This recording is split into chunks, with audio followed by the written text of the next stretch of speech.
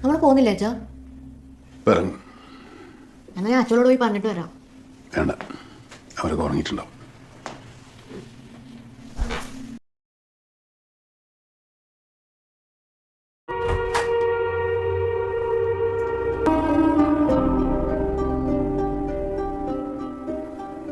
നാളത്തെ ന്യൂസിൽ കിച്ചു അച്ഛനെ കുറിച്ച് ഇഷ്ടമില്ലാത്തതൊക്കെ കേൾക്കും. ചിലർക്ക് അച്ഛൻ ചീത്ത ആളാണെന്ന് പറയും. കിച്ചു അതൊന്നും ബിലീവ് ചെയ്യരുത്. അച്ഛൻ അങ്ങനെ ചീത്ത ആളൊന്നുമല്ല. അങ്ങനെ പറയല്ലേ അച്ഛാ, എനിക്ക് പറ്റിയ ദേഷ്യമൊന്നുമില്ല.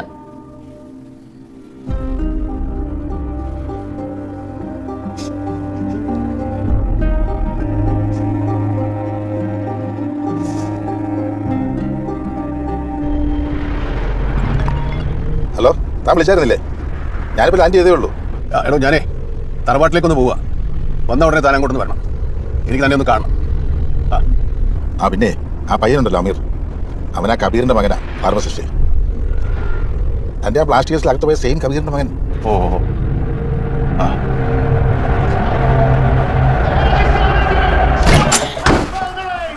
ആരാ കബീർ? എന്താ സാറേ? നീയല്ലേ ഫാർമസിസ്റ്റ്?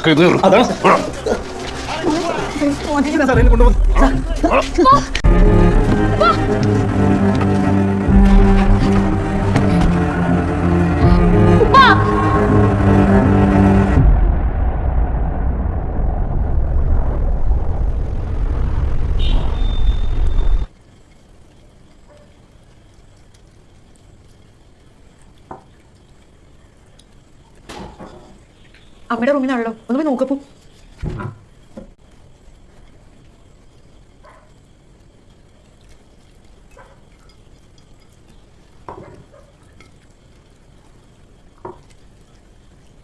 അവിടെ നല്ല മുത്തശ്ശി ഉറങ്ങി.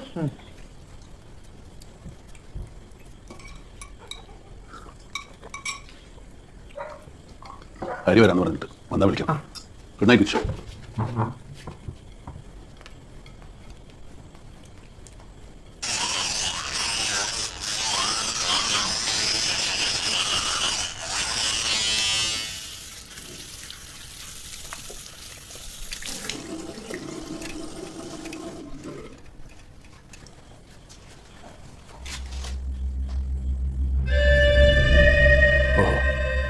തീരുമാനിച്ചിറങ്ങിയതാണല്ലേ?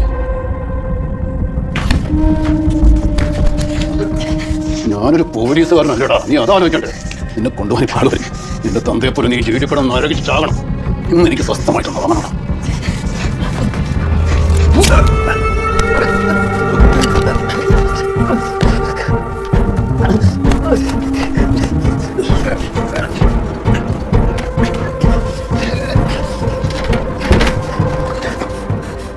എനിക്കും ഇന്ന് സ്വസ്ഥമായിട്ട് ഉറങ്ങും.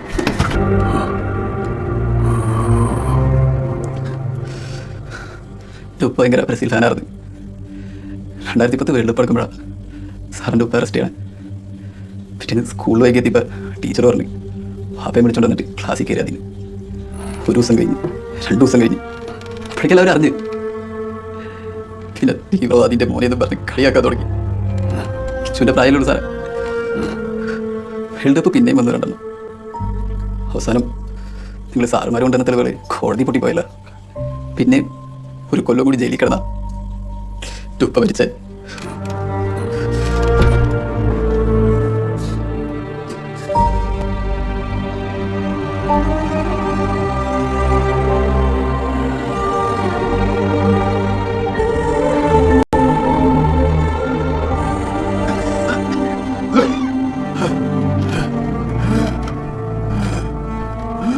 ഉമ്മയ്ക്ക് ഇതുപോലെ ശ്വാസം മുട്ടുണ്ടായിരുന്നു. സാറ് ഉപ്പാനെ കൊണ്ടേ പിന്നെ ഞങ്ങൾക്കൊക്കെ ധൈര്യം തന്നെന്ന് ലാസ്റ്റ് കാക്കയുടെ മനസ്സ് കൈന്ന് പോയി. അത് പിന്നെ കൂടി കൂടി വന്ന് ഭ്രാന്ത് മൂത്ത് ഒരു ദിവസം മുപ്പൊരു മര തീയിട്ട്.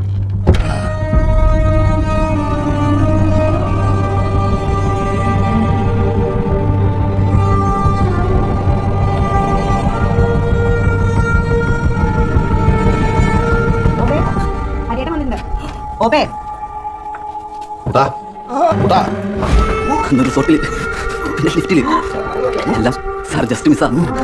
മാസ്കിലാണോ ഒട്ടിച്ചതാ. പക്ഷെ അതും പാടി സാറിന് രാത്രി പല്ലേക്ക് പടക്കില്ലല്ലോ.